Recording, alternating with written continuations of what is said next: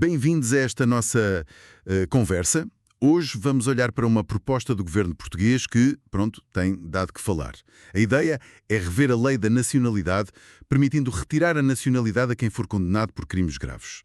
Temos connosco um artigo que faz uma análise jurídica disto, muito focado na questão da constitucionalidade, e a nossa missão aqui é perceber os argumentos legais que este texto usa para criticar esta proposta. Sim, e olha, o artigo é bastante claro na sua conclusão principal.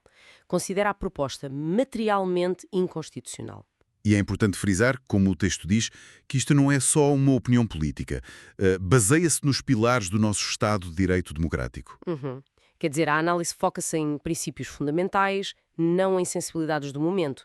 Quando diz materialmente inconstitucional, significa que vai contra a essência da Constituição. Percebo. E qual é o primeiro, grande problema constitucional que o artigo aponta? Parece que a igualdade é um ponto-chave. Exatamente. O texto diz que viola diretamente o princípio da igualdade, lá do artigo 13 da Constituição. O argumento, basicamente, é que a proposta ia criar duas categorias de portugueses. Como assim? Os de origem, pronto, esses teriam a nacionalidade protegida neste cenário, e depois os naturalizados, que poderiam perder a nacionalidade por causa de uma condenação.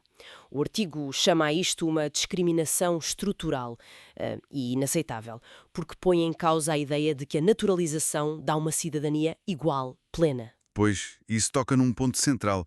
Como é que o artigo vê a nacionalidade em si? É algo que o Estado pode simplesmente dar e tirar? Não de todo, segundo esta análise. O texto reforça muito a ideia de que a nacionalidade é um direito fundamental. Não é um privilégio. Não é uma coisa que o Estado concede e pode revogar assim.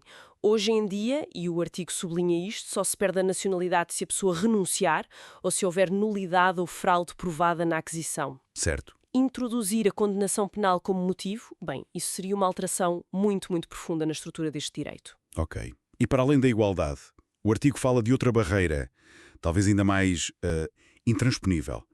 Aquela dos limites à revisão da própria Constituição. Sim, invoca o artigo 288. Os tais limites materiais à revisão constitucional. Basicamente, há temas que nenhuma revisão constitucional pode alterar. E o artigo argumenta que os direitos, liberdades e garantias, e aqui entram a nacionalidade e a igualdade, estão protegidos por esse artigo. Então, mesmo que se quisesse mudar a Constituição para permitir isto? Segundo esta leitura, essa própria mudança seria inconstitucional. O texto até sugere que só com uma ruptura, quer dizer, uma nova ordem constitucional, é que algo assim seria possível. Interessante essa perspectiva sobre os limites da própria Constituição.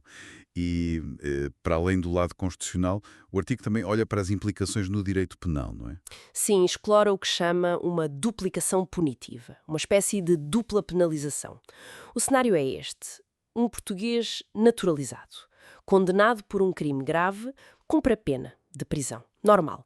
Mas, para além disso, sofreria outra sanção: perder a nacionalidade. E o português de origem não. Exato. O português de origem, condenado pelo mesmo crime, nas mesmas circunstâncias, cumpriria só a pena de prisão. Esta diferença de tratamento, baseada só na origem da nacionalidade, é vista pelo texto como, inaceitável e contrária aos princípios do direito penal num Estado de Direito. O artigo também usa uma expressão forte, fala em precedente perigoso, a ideia de uma cidadania que passa a ser condicional. É isso mesmo. Critica a criação de categorias como portugueses de confiança e portugueses descartáveis, digamos assim, com base na origem. A preocupação que o texto levanta é que, se abrirmos esta porta a retirar um direito tão básico como a nacionalidade por causa de um crime e da forma como se obteve a cidadania, amanhã podemos estar a justificar tirar outros direitos a certos grupos.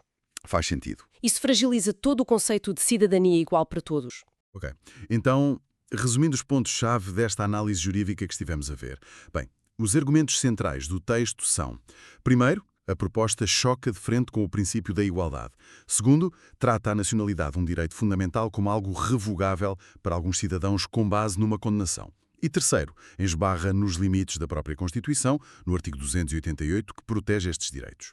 A conclusão do artigo é inequívoca. A proposta viola a arquitetura do nosso Estado de Direito. Isto deixa-nos com uma reflexão final, não é? Uma que o próprio texto inspira. O que é que significa pertencer a uma nação, se essa pertença pode ser retirada a uns sim, outros não, dependendo da origem e de um crime? O texto defende com força que a cidadania é um direito, não é uma recompensa por bom comportamento. A questão que fica é complexa. Como é que equilibramos a segurança, que é legítima, com a garantia deste direito fundamental e, muito importante, igualitário para todos os cidadãos?